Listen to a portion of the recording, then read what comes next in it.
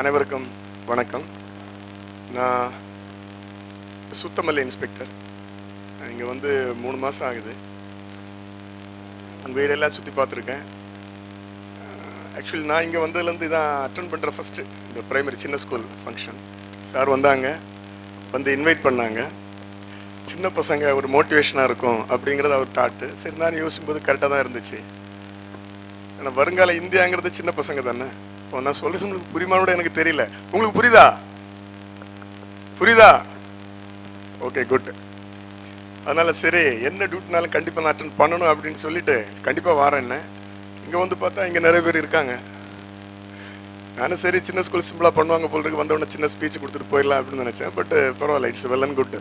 நல்லா பண்ணியிருக்காங்க. முதல்ல அதுக்கு இந்த ஒரு அஸ்பீஷியஸ் அக்கேஷனுக்கு என்னை கூப்பிட்டு சிறப்பிச்சதுக்கு நான் நன்றியை தெரிவிச்சுக்கிறேன். தேங்க்யூ. சின்ன பிள்ளைங்கிறனால முதல்ல ஒரு சின்ன ஸ்டோரியோட ஆரம்பிக்கிறேன். ரொம்ப நேரம் பேசினப்போ நீங்களும் கஷ்டப்படுவீங்க இல்லையா? சின்ன கதை உங்களுக்கு பிடிக்கும் தானே? பசங்களுக்கு பிடிக்குமா? Very good. இப்போ உங்க சின்ன வயசுல உங்களுக்கு என்னது சாப்பிட்றதுக்கு ரொம்ப பிடிக்கும்?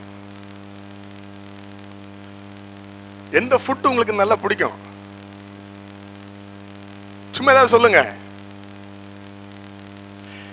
இது கதை மீன்ஸ் இன்டராக்ஷன் தான். நீங்க ரொம்ப யோசிக்கிற மாதிரிலாம் இல்ல. உங்களுக்கு சாப்பிட்றதுக்கு என்ன பிடிக்கும்? தோசை. கொஞ்சம் பேத்துக்கு தோசை. எல்லாருக்குமே தோசை தான் பிடிக்குமா?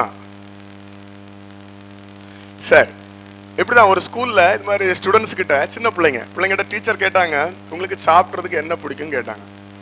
அப்போ இது மாதிரி கொஞ்சம் பேர் சொன்னாங்க எங்களுக்கு தோசை பிடிக்கும் அப்படின்ட்டு. அப்புறம் கொஞ்சம் பேர் சொன்னாங்க எங்களுக்கு சப்பாத்தி பிடிக்கும் அப்படின்ட்டு. கொஞ்சம் பேர் எங்களுக்கு புட்டு பிடிக்கும்னு சொன்னாங்க.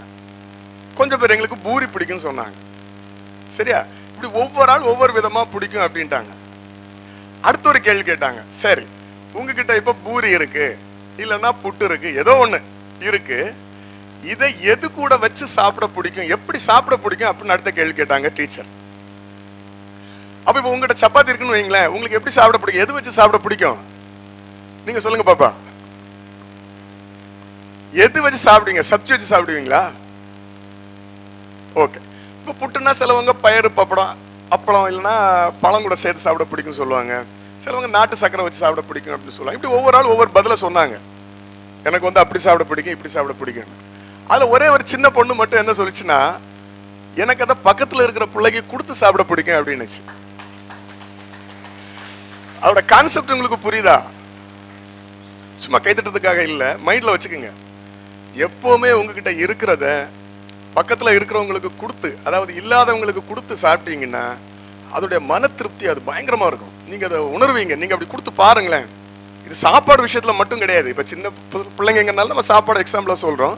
பட் நீங்க வளர்ந்து பெரிய ஆளானதுக்கு அப்புறம் உங்ககிட்ட இருக்கிறத இல்லாதவங்களுக்கு செஞ்சு பாருங்க. அதோட சந்தோஷமே தனி. நீங்க ரொம்ப கௌரவமா உணர்வீங்க, ரொம்ப ப்ரௌடா ஃபீல் பண்ணுவீங்க. நம்ம தான் உலகத்திலே பெரிய ஆளுங்கிற மாதிரி ஃபீல் பண்ணுவீங்க. சரியா? அதுக்கு பேசிக் இந்த கற்றல் தான். இந்த சின்ன வயசுலேயே கல்வி கற்று பெரிய ஆளாகி பல பேருக்கு உதவி செய்யணும். அந்த உதவி தான் உங்களை பேசும். நீங்க எவ்வளவு பெரிய கோடீஸ்வரர்கள் ஆனாலும், உலகத்துல பெரிய ஆள் ஆனாலும், அது உங்களால உங்களுக்கு மட்டும்தான் அதனால பயன் இருக்குது அப்படின்னா அதனால யாருக்கு எந்த யூஸும் கிடையாது. அடுத்தவங்க உங்களை பெரிய ஆளுன்னு சொல்ல போறது இல்லை. ஏன்னா உங்களுடைய காசு பணம் எல்லாமே உங்க குடும்பத்துக்கு மட்டுமே உபயோகப்படுதுன்னா அதனால யாருக்கு என்ன பயன்? ஒண்ணும் கிடையாது. ஆனா அதை மற்றவங்களுக்கு கொடுத்து அவங்களையும் கூடவே சேர்த்து கூட்டு போனீங்கன்னா அதனுடைய பலன் நிறைய, பயனும் நிறைய. சோ உங்களுக்கு உள்ளதெல்லாம் கொடுத்து பழவீங்களா? Very good. இதை ஒரு மைண்ட்ல வச்சு மாறலாம் எடுத்துக்கோங்க. உங்ககிட்ட இருக்கிறத அடுத்தவங்களுக்கும் பகிர்த்து, ஏதோ சொல்லுவாங்கல்ல, பகிர்த்துண்டு பல்லியூர் ஒம்பல் நூலோர் தொகுத்தவற்றில் எல்லாம் தலை அப்படின்னு சொல்லி ஒரு குறள் இருக்கு. சரியா? இருக்கிறத கொடுங்க, இல்லாதவங்களுக்கு கொடுக்கணும். இருக்கிறவங்களுக்கு கொடுத்து எந்த பிரயோஜனமும் கிடையாது. இல்லாதவங்களுக்கு கொடுங்க, கொடுத்து அவங்களையும் பெரிய உங்க கூடயே சேர்த்து கூட்டு போங்க. உங்க வாழ்க்கையும் சிறப்பா இருக்கும், கூட இருக்கிற அவங்க வாழ்க்கையும் சிறப்பா இருக்கும். வாய்ப்பளித்தமைக்கு நன்றி. தேங்க்யூ. அண்ணாச்சி அவர்களை ஒரு சில வார்த்தைகள் பேசி எங்கள் குழந்தைகளை ஆசீர்வதிக்கும்படி கேட்டுக்கொள்கிறோம். அனைவருக்கும் இனிமையான காலை வணக்கம். இந்த நிகழ்ச்சிக்கு தலைமை தாங்கி கொண்டிருக்கிற, அதாவது இங்கே வந்த பிறதான் தெரியும், அவர்கள் ஆய்வாளர் திரு சுந்தரமூர்த்தி என்னுடைய ஆக்சிடென்ட்ல அவரை சந்திக்கிறேன். அதாவது எல்லாருக்கும் உதவி செய்வார்கள். சுத்தமல்லி பகுதியை இரும்பு கரம் கொண்டு அடக்கி அவர்களை நல்வழிப்படுத்தியிருக்கிறார்கள் என்று தலைவர் அவர்கள் சண்முகசுந்தரம் தம்பி கூறியது போல ஒரு சின்ன நிகழ்ச்சி. அது அவருடைய மனம் எப்படி இருந்ததுன்னு சொல்றதுக்காக சொல்றேன். இந்த பகுதியில் நான் ஒரு குன்னத்தூர் ரோடு சாலை விரிவாக்க பணி நடந்து கொண்டிருக்கிறது. அது ஒரு சில அதை அந்த சாலையை மறிக்கிறார்கள். அப்போது அவர்களிடம் அரசாங்கத்திலிருந்து பிடிஓ அவர்கள் ஒரு பெட்டிஷன் கொடுக்குறாங்க. நான் அவரை போய் அன்றுதான் முதலாக அவரை சந்திக்கிறேன். அவரும் என்னுடைய நண்பர் ஆய்வாளர் அருளப்பனும் அவர்களும் ஒரே பேட்மேட். அவர் அங்கிருந்து அவருக்கு சொல்றாரு, நான் ஸ்டேஷனுக்கு போகிறேன். அப்போ அவருக்கு அதாவது உண்மையிலே ஒரு நியாயத்தை, அதாவது அது முடியாத காரியத்தை ஒரு கிட்டத்தட்ட ஒரு 200-300 மீட்டர் மறித்து இது எங்கள் இடம்ட்டார். அவர் சொன்ன ஒரே வார்த்தை, நீங்கள் உங்கள் இடம்னா உங்கள் பத்திரத்தை கொண்டு வந்தால் நாளைக்கே நிப்பாட்டிக்கிறேன், இல்லைன்னா இது பதில் தலையிடக்கூடாது, நாளை காலையில் அவங்க விரிப்பாங்க, நீங்கள் யாரும் ஏதாவது டிஸ்டர்ப் பண்ணீங்கன்னா உங்களுடைய சட்டப்படி உங்களுடைய நடவடிக்கை பாருங்கன்னா அது இது வரைக்கும் யாரும் அப்படி ஒரு மிகப்பெரிய மனிதர் இந்த தலைமுறை வாழ்த்துக்கள் நன்றி.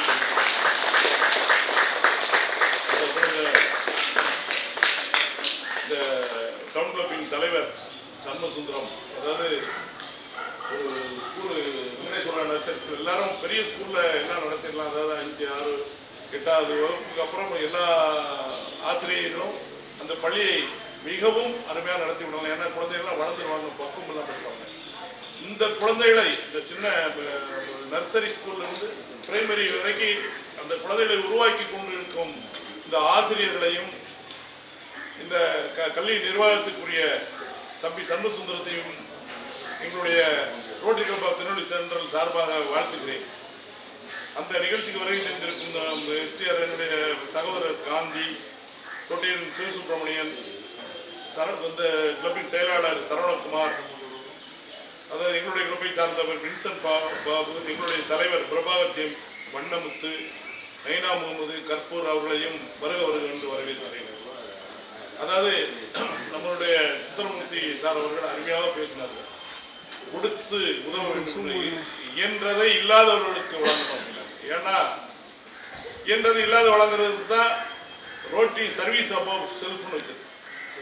யாருக்கெல்லாம் உதவி பண்ண முடியுமோ அவங்களுக்கு புறம் உதவி பண்ணுறதுக்காக தான் அந்த ரோட்டரி சங்கம் இந்த 3-2-1 நாங்கள் அங்கம் வகிக்கிற டிஸ்ட்ரிக்ட் இது உலகம் முழுவதும் பரவிருக்கு. கிட்டத்தட்ட 12 லட்சம் உறுப்பினர்களோடு இது உலகம் முழுவதும் வியாபித்திருக்கிறது.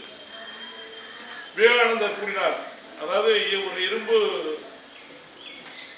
எலும்பு கொண்ட ஒரு 100 இளைஞர்களையும் எக்கு போன்ற நரம்போடு 100 இளைஞர்களை என்னிடம் கொடுத்தால் நான் உலகத்தையே மாற்றிவிடுவேன் என்று கூறினார்கள்.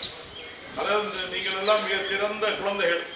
அவர்கள் ஐயா அவர்கள் கூறியது போல நீங்கள் அவர் உதாரணத்துக்காக சொன்ன உங்களுக்கு என்ன தோசை பிடிக்கும், மேகி பிடிக்குமா, சிக்கன் பிடிக்குமான்ட்டு தோசை பிடிக்கணும். அந்த தோசையுமே பகிர்ந்து உண்டால் பசியாரும் அப்படிங்கிறது உதாரணத்தை மிக தெளிவாக உங்களுக்கு கூறினார்கள். நீங்களும் சிறு குழந்தைகளாக இருந்தாலும் ஆசிரியர் பெருமக்கள் அவர்களை அரவணைத்து நீங்கள் எல்லாம் அவர்களை அந்த வெள்ளத்தனைய மலர் நீட்ட மாந்தம் உள்ளத்தனைய உயர்வு இருக்கான், தாமரை மலரில் உயர்ந்து கொண்டே இருக்கும் மாதிரி இந்த ஆசிரியர் பெருமக்களும் ஸ்கூல் நிர்வாகமும் நர்சிங் ஸ்கூல் நிர்வாகமும் அவர்களை உயர்த்தும்படி கேட்டு விடைபெறுகிறேன். நன்றி, வணக்கம். அடுத்ததாக எங்களுடைய தலைவர் காந்தி மாமா அவர்களை சில வார்த்தைகளை பேச அன்புடன் அழைக்கின்றோம்.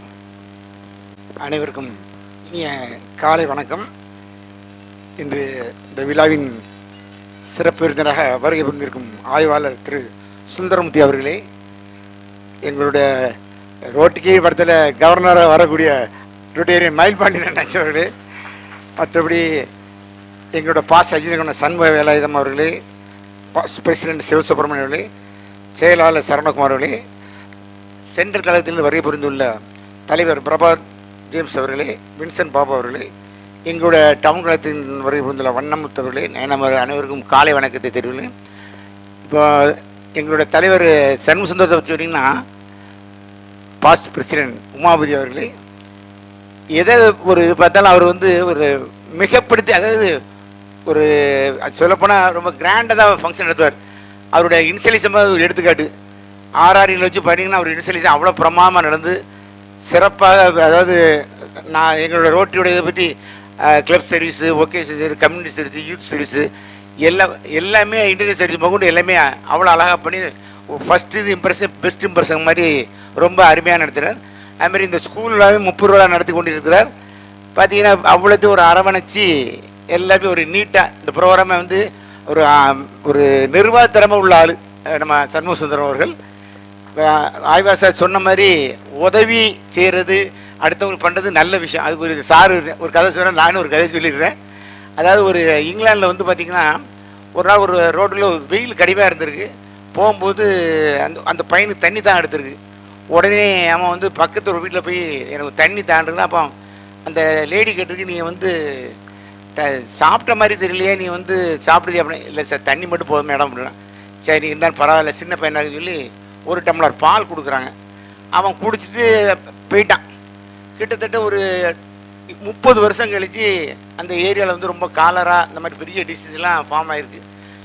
ஒரு லேடி வந்து அந்த அந்த ஏற்கனவே மாட்டின லேடி வந்து அந்த பால் கொடுத்த லேடி வந்து அந்த அம்மா உடம்பு சரியில்லாமல் அட்மிட் ஆகிருக்காங்க. அப்போ அந்த அம்மாவுக்கு பண வசதி கொஞ்சம் கம்மியாக இருந்திருக்கு. அப்போ மேலே ரொம்ப இதாக இருந்திருக்காங்க. இருந்தாலும் அட்மிட் ஆகிடுச்சு. அட்மிட் ஆகி எல்லாம் சரியாகி வெளியே போகும்போது அந்த அம்மாவுக்கு இருந்து நமக்கு எவ்வளோ பில்லு போட போகிறோம்னா நம்மகிட்ட அவ்வளோ பணம் இல்லைன்னு சொன்னோன்னே அந்த அம்மா கேட்டுக்க அந்த ஸ்டாஃப் நர்ஸை கூப்பிட்டு, அம்மா எனக்கு எவ்வளோ பில்லு, எனக்கு பேமெண்ட் பண்ணுறதுக்கு அளவு இல்லை, எனக்கே தந்து இல்லை உங்களுக்கு ஆல்ரெடி பெய்ட் பண்ணிட்டாங்க, பணம் கொடுத்தாச்சு டாக்டர் அப்படின்னு. எனக்கு யார் கொடுக்க போகிறான்னு சொன்னோன்னே டாக்டர் வாராரு. அவர் சொல்லார், உங்கள் பிள்ளை நான் யாருக்கும் நானே கொடுத்துட்டேம்மா, நீங்கள் கொடுத்தீங்களா 30 வருஷத்துக்கு முந்தைய ஒரு டம்ளர் பால், அதுதான் இதுக்கு கரையும். எப்படி இந்த பால் வந்து ஒரு டம்ளர் பால் கொடுத்தீங்கன்னா தான் நான் அன்றைக்கி ஒரு தெம்பாக போனேன், நான் படித்து நல்ல லெவலுக்கு வந்துட்டேன். இப்போ உங்களை பார்த்தோன்னு எனக்கு பெரிய சந்தோஷம், உங்களை திரும்ப என்னோடய ஹெல்ப்பை நீங்கள் செஞ்ச உதவியை திரும்ப உங்களுக்கு செஞ்சுங்கிற பெரிய சந்தோஷத்தில் இருக்குங்க. இப்போ இந்த குழந்தைகளுக்கு அதை உதவிங்கிறது வந்து இப்போ நம்ம எங்களோட ரோட்டி கிளப்பை பொறுத்த மட்டும் பார்த்தீங்கன்னா சர்வீஸ் சேவை சொல்லலாம், தன்னலமற்ற சேவை தான். நிறைய ஹெல்ப் நம்மளுக்கு பார்த்தீங்கன்னா நிறைய பேருக்கு படிக்கிற பிள்ளைகளுக்கு பணம் கொடுக்குறோம், ட்ரெஸ் கொடுக்குறோம், யூனிஃபார்ம் கொடுக்குறோம், புக்ஸ் கொடுக்குறோம், என்னெல்லாமா பண்ணிகிட்டு இருக்கிறோம். அதனால் ஏம்மா சார் ஐயா சொன்ன மாதிரி ஏதாவது அடுத்தவங்களுக்கு இருக்கவங்களை இல்லாதவங்களுக்கு உதவுங்க. அதனால் நல்லா படித்து முன்னேறுங்கன்னு சொல்லி வாய்ப்பளித்து நன்றி விடைபெறுகிறேன். நன்றி, வணக்கம்.